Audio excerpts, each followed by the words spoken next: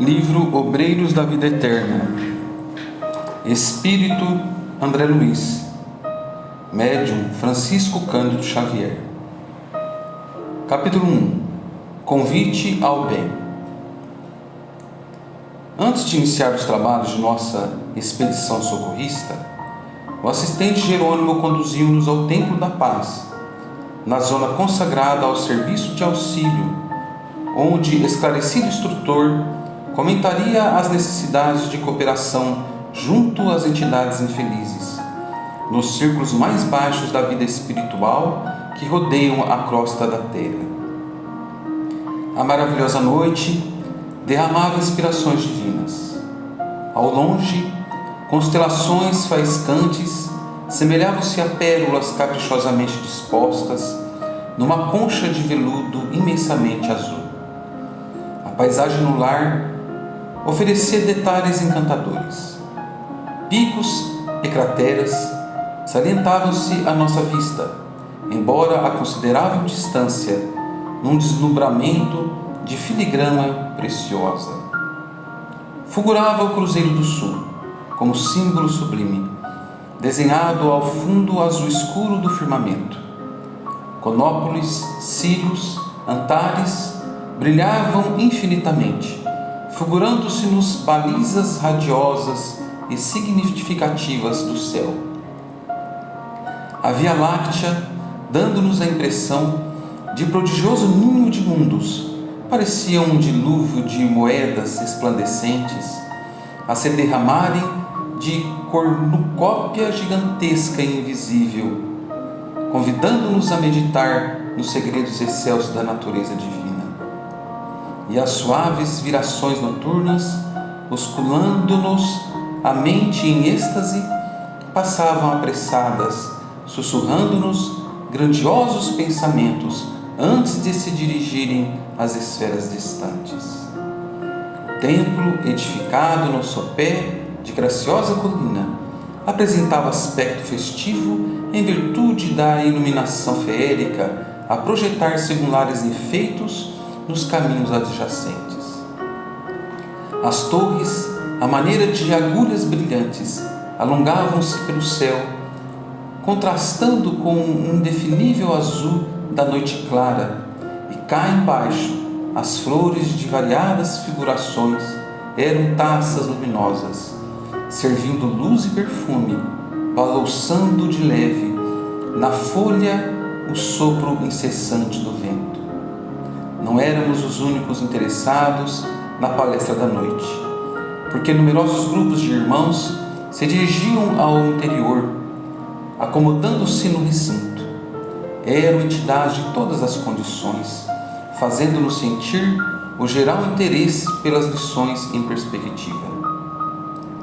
Seguíamos o assistente Jerônimo, o padre Hipólito, a enfermeira Luciana e eu, constituindo pequena equipe de trabalho, incumbida de operar na crosta planetária durante 30 dias, aproximadamente, em caráter de auxílio e estudo, com vistas ao nosso desenvolvimento espiritual. Jerônimo, o orientador de nossas atividades, pela nobreza de sua posição, percebendo-me a curiosidade perante as movimentadas conversações em derredor, explicou gentil: muito justa a atenção em torno do assunto. Admito que a quase totalidade dos interessados e estudiosos que afluem à casa entregam comissões e agrupamentos de socorro nas regiões menos envolvidas. E demorando o olhar nas fileiras de jovens e velhos que demandavam o interior, acrescentou: a palavra do instrutor Albano Metelo merece a consideração excepcional da noite. Trata-se de um campeão das tarefas de auxílio aos ignorantes e sofredores dos círculos imediatos à costa terrestre. Somos aqui diversos grupos de aprendizes, e a experiência dele nos proporcionará infinito bem. Breves minutos decorreram e penetramos por nossa vez, o recinto radioso. Vagavam no ar suaves melodias, parecendo a palavra orientadora. Flores perfumosas, ornamentando o ambiente, embalsamavam a nave ampla. Alguns instantes agradabilíssimos de espera, e o emissário apareceu na tribuna simples, magnificamente iluminada. Era um ancião de porte respeitável, cujos cabelos lhe teciam uma coroa de neve luminosa. De seus olhos calmos resplandeciam lúcidos, irradiavam-se forças simpáticas de que súbito nos dominaram os corações. Depois de estender sobre nós a mão amiga, num gesto de quem abençoa, ouviu-se o coro do templo entoando o hino Glória aos servos fiéis.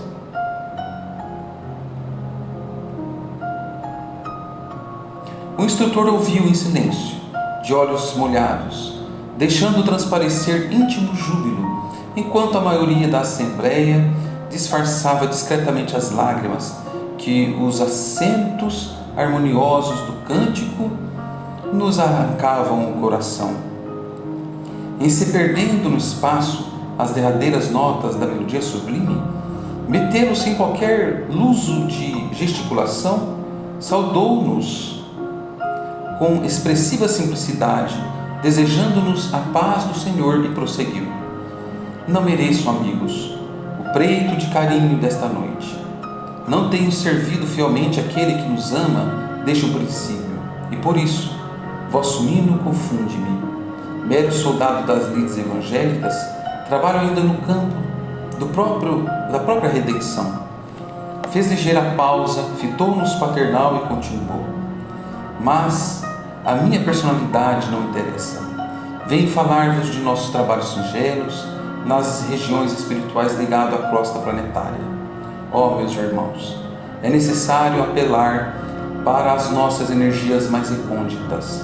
As zonas purgatoriais multiplicam-se assustadoramente em derredor dos homens encarnados. À distância dos teatros de angústia, vinculados às realizações edificantes de nossa colônia espiritual, preservando valiosas reservas da vida infinita para essa mesma humanidade que se debate no sofrimento e nas trevas, nem sempre formulamos uma ideia exata da ignorância e da dor que atormentam a mente humana quanto aos problemas da morte. A felicidade faz que nasçam aqui as fontes inesgotáveis da esperança. Os que se preparam ante os voos maiores da eternidade trazem os olhos voltados para a esfera superior, na contemplação do ilimitado porvir, e os que se esforçam por merecer a bênção da reencarnação na costa terrestre fixam as suas aspirações mais fortes no soberano propósito de redenção, organizando-se perante o futuro, ousados nas solicitações de trabalho e arrojados do bom ânimo. Todos os pormenores da vida nesta cidade falam alto de nossos objetivos de equilíbrio e elevação. Não longe de nós começam a brilhar os raios da alvorada radiante dos mundos melhores, convidando-nos à visão beatífica do universo e à gloriosa união com o divino. Mas o orador fez significativo intervalo, parecendo escutar vozes e chamamentos de paisagens distantes, e prosseguiu: E os nossos irmãos que ainda ignoram a luz? Subiríamos até Deus num círculo fechado? Como operar um insulamento egoístico e partir a caminho do Pai amoroso e leal que acende o sol para os santos e os criminosos para os justos e os injustos? Metelo mostrou uma chama de zelo sagrado nos olhos percussientes e exclamou depois de curta reflexão: Nós que procuramos a santidade e a justiça, alcançaríamos acaso semelhante orientação se outras fossem as circunstâncias que nos regeram até aqui? Construtores de nossos próprios destinos, por delegação natural do Criador, onde permaneceríamos agora sem os favores da oportunidade e obséquio da proteção de benfeitores desvelados? Indubitavelmente, os ensejos de elevação felicitam todas as criaturas. No entanto, é imprescindível ponderar que a bênção da fonte pode converter-se em venenosa água estagnada se a trancarmos num poço incomunicável.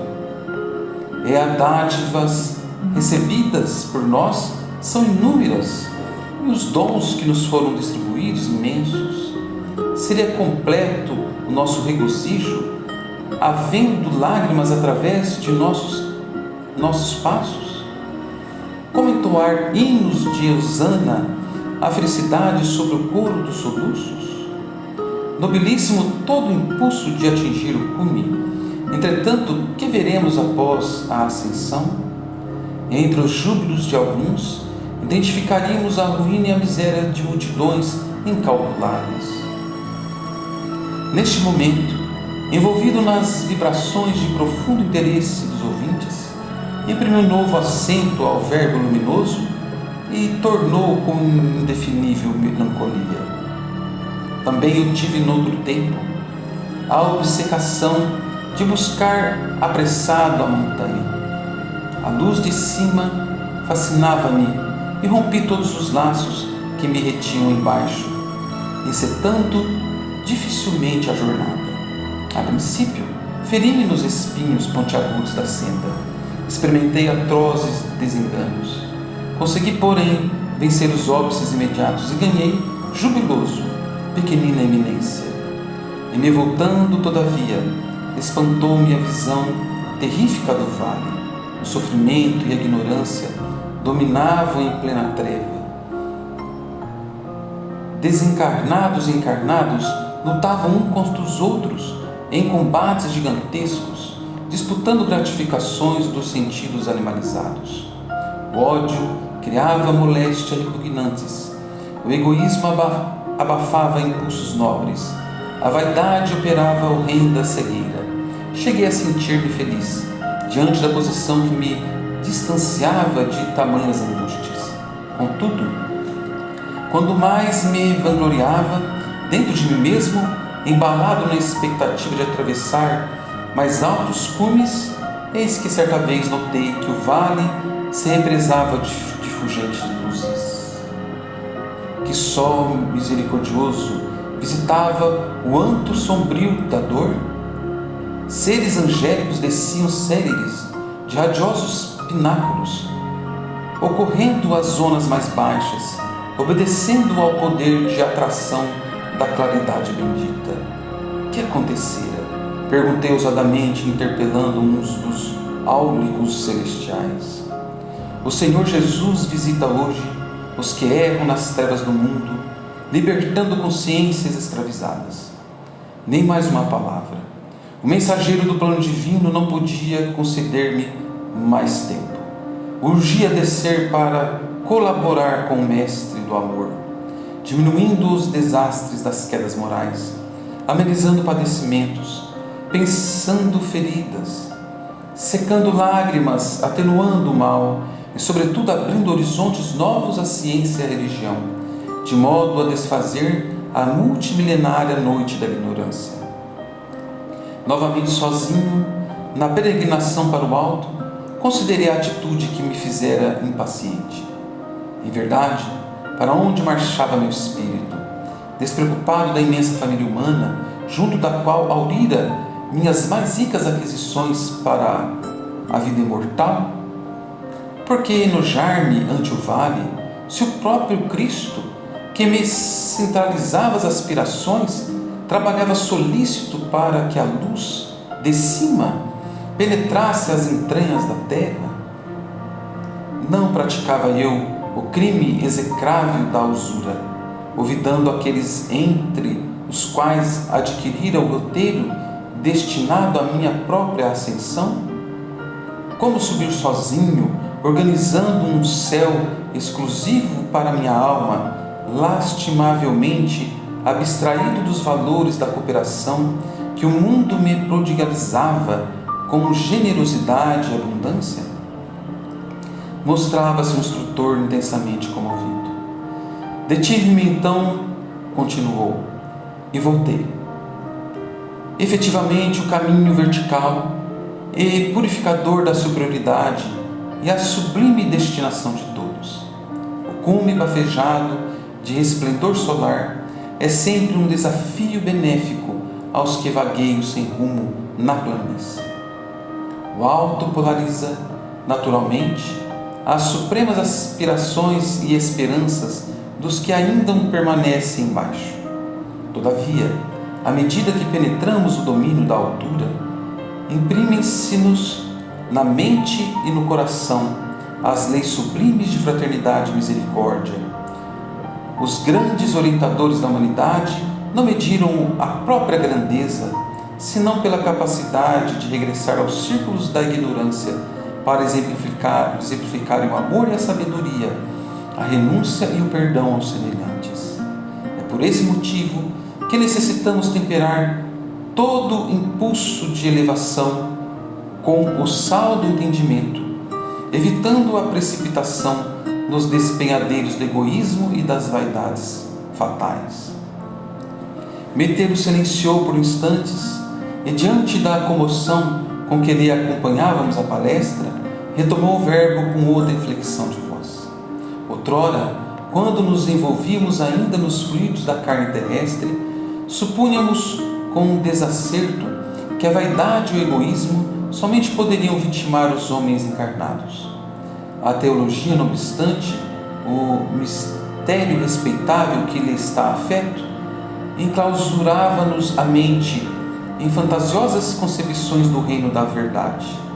Esperávamos um paraíso fácil de ser conquistado pela deficiência humana e temíamos um inferno difícil de regenerarmos. Nossas ideias alusivas à morte confinavam-se a essas ridículas limitações. Hoje, porém, sabemos que depois do túmulo há simplesmente continuação da vida. Céu e inferno residem dentro de nós mesmos. A virtude e o defeito, a manifestação sublime e o impulso animal, o equilíbrio e a desarmonia, o esforço de elevação e a probabilidade da queda perseveram aqui, após o trânsito do sepulcro, compelindo-nos à serenidade e à prudência. Não nos encontramos senão em outro campo de matéria variada, noutros domínios vibratórios do planeta Terra, em cuja crosta tivemos experiências quase inumeráveis. Como não equilibrar, portanto, o coração no exercício efetivo da solidariedade? Logicamente, que exortamos ninguém a novos mergulhos no lodo antigo. Não desejamos que os companheiros previdentes regressem à posição de filhos pródigos, destinados voluntariamente do Eterno Pai, nem pretendemos interromper a marcha laboriosa dos servidores de boa vontade a caminhos docinos da vida. Apelamos tão só no sentido de cooperardes nos trabalhos de socorro às esferas escuras. Sois livres e dispondes de tempo no desempenho dos deveres nobilitantes a que fosse chamados em nossa colônia espiritual. Nada mais razoável que o proveito da oportunidade do planejamento de acesse. Entretanto, na qualidade de velho cooperador das tarefas de auxílio, ousamos rogar vosso interesse generalizado pelos que erram no vale da sombra e da morte, aguardando a esmola possível de vosso tempo em favor dos nossos semelhantes, defrontados agora por situações menos felizes, não em virtude dos desígnios divinos, mas em razão de imprevidência deles mesmos. Contudo, qual de nós não foi invigilante algum dia? Fez o orador uma pausa mais longa e continuou: de nossos amigos encarnados, não podemos esperar por enquanto concurso maior e mais eficiente nesse sentido. Presos nas grades sensoriais, progridem lentamente na aprendizagem das leis que regem a matéria e a energia.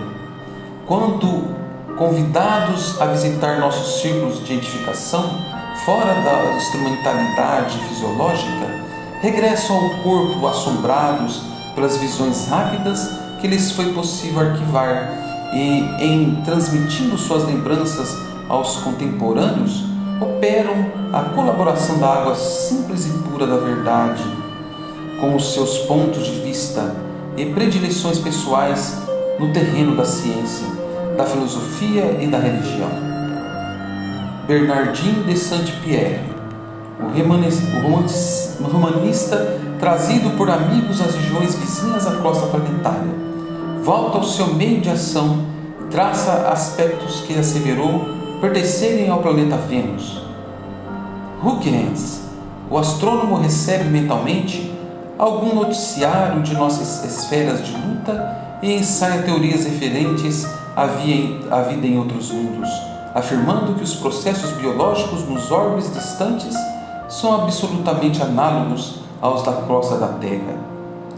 Teresa d'Ávila, a religiosa santificada, transporta-se à paisagem de nosso plano, onde se lamentam almas sofredoras, e torna ao corpo carnal descrevendo o inferno para os seus ouvintes e leitores.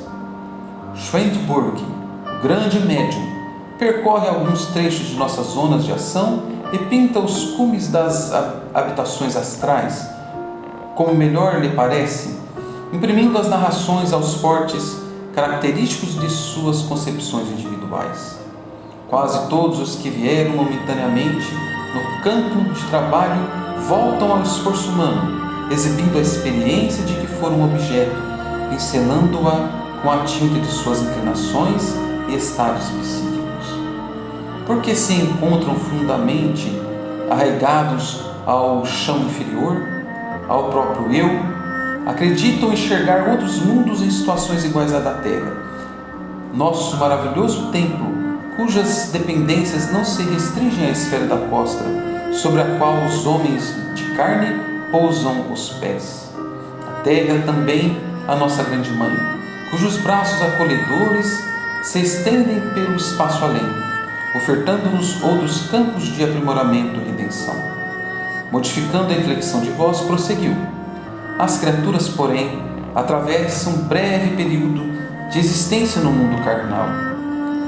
Na maioria, demora-se nas estações expiatórias do resgate difícil e confunde-se nas vibrações perturbadoras do sofrimento e do medo. Fazem da morte uma deusa sinistra. Apresentam o fenômeno natural da renovação com as mais negras cores. Agarradas às sensações do dia que passa, ignoram como dilatar a esperança e transformam a separação provisória numa terrível noite de amarguroso adeus. Vítimas da ignorância em que se comprazem, internam-se em florestas e sombras, onde perdem toda a paz, convertendo-se em presas delirantes dos infernos de horror, criados por elas mesmas dos desvairamentos passionais. Como esperar delas a colaboração precisa, com a extensão desejável, se pela indiferença para com os próprios destinos, mergulham-se diariamente nos rios de treva, de desencanto e pavor?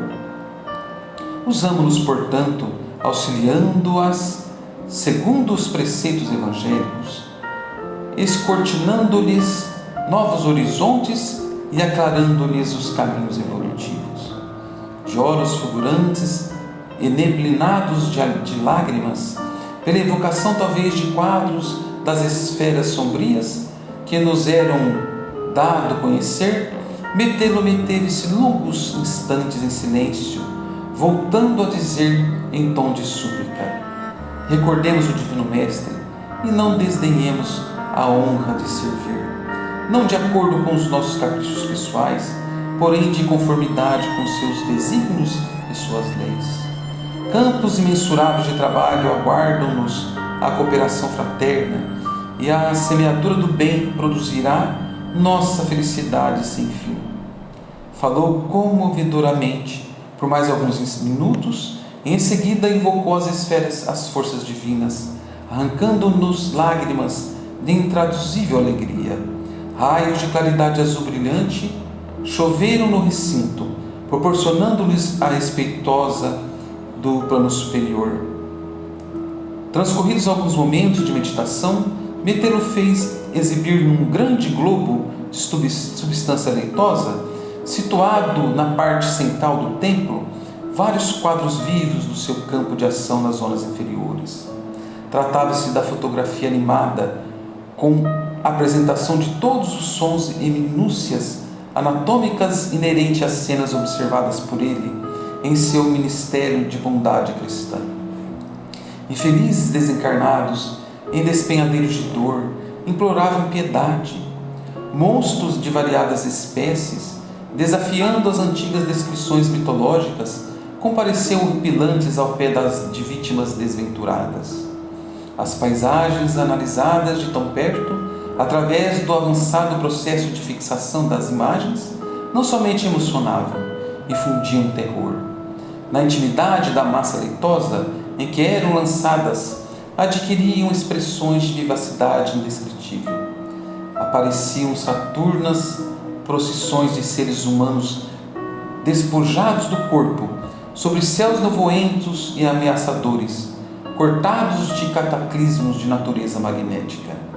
Pela primeira vez, contemplava eu semelhante demonstração sem disfarçar a emoção.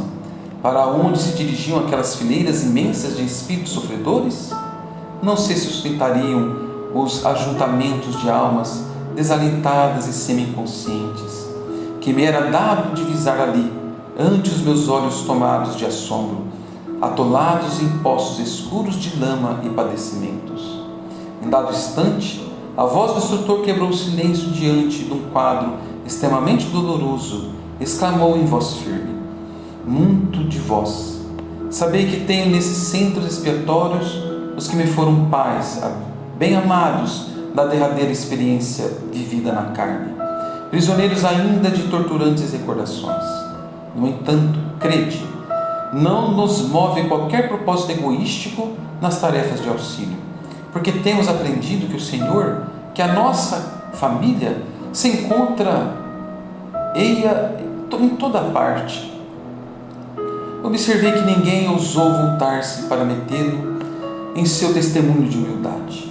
Comovidíssimo por minha vez, ante as demonstrações de entendimento evangélico a que assistia, notei o olhar expressivo que o assistente Jerônimo me endereçou, ao término do noticiário animado e sonoro, e procurei alijar de mim mesmo a preocupação de algo saber acerca do drama particular do orientador, anulando meus inferiores impulsos de mera curiosidade. Fim dos trabalhos, que ocuparam um pouco mais de 2 horas, inclusive a palestra instrutiva. Vários grupos eram apresentados ao instrutor por unir dos dirigentes do templo. Tive a impressão de que a Assembleia, em sua feição quase integral, era constituída de legítimos interessados nos trabalhos espontâneos de ajuda ao próximo. Pelas saudações e pelas frases que se faziam acompanhar, percebi que se aglomeravam no recinto grandes e pequenos conjuntos de servidores em diversas missões, com objetivos múltiplos. Consagravam-se alguns ao amparo de criminosos desencarnados, outros ao socorro de mães aflitas, colhidas inesperadamente pelas renovações da morte. Outros ainda interessavam-se pelos ateus, pelas circunstâncias encarceradas no remorso, pelos enfermos na carne, pelos agonizantes na costra, pelos dementes sem corpo físico, pelas crianças em dificuldade no plano invisível aos homens, pelas almas desanimadas e tristes, pelos desequilibrados de todos os matizes, pelos missionários perdidos ou desviados, pelas entidades ungidas às vísceras cadavéricas, pelos trabalhadores da natureza, necessitados de inspiração e carinho. Para todos, possuía o mentor uma sentença generosa de estímulo e admiração. Chegada a nossa vez, Jerônimo nos apresentou gentilmente: Metelo, temos aqui 3 companheiros que me seguirão agora em missão de socorro. Muito bem, exclamou o interpelado. Que o divino servidor os inspire. Abraçou-nos com simplicidade e perguntou: partem com obrigações especializadas? Sim, esclareceu o nosso orientador. Devemos atender nos próximos 30 dias a 5 dedicados colaboradores nossos, prestes a desencarnarem na crosta. Trabalharam fiéis à causa do bem, e as nossas autoridades encarregaram-nos de atender-lhes aos casos pessoais. Prevejo muito êxito, comentou Albino Metelo, fixando em nós o olhar sereno. Revelando espontânea alegria pelas palavras ouvidas, Jerônimo acrescentou delicado: confio na dedicação dos meus companheiros. Seguem comigo um ex-padre católico, uma enfermeira e um médico. Seremos 4 servos em ação ativa. Compreendo, aduziu o instrutor. Vamos com autorização para efetuar experiências, estudos e auxílios eventuais, de conformidade com as circunstâncias, em vista do caráter de nosso trabalho, que nos prodigalizará ensejo a diferentes observações. Enviou-nos Metelo, reconfortante sorriso de otimismo e confiança, cumprimentou-nos individualmente e, depois de abraçar o nosso diretor, com intimidade esclareceu: que o Mestre os ilumine e conduza. Eram as palavras de despedida. Outro grupo socorrista aproximou-se dele. Retiramo-nos do templo da paz, repletos do pensamento salutar de servir aos semelhantes em nome de Deus. Lá fora, a noite de maravilhas era bem uma festa silenciosa, em que o aroma das flores convidava para o banquete celeste da luz.